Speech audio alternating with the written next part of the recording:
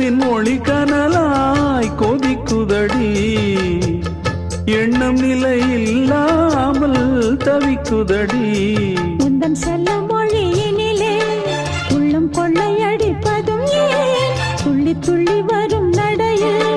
மனம் மெல்ல துடிப்பதும் ஏன் உன்னை காண வேண்டும் கூட வேண்டும் வாராயோ வாராயோ கண்ணம்மா காதல் என்னும் கவிதை சொல்லடி உன் பிள்ளை தமிழில் கண்ணம்மா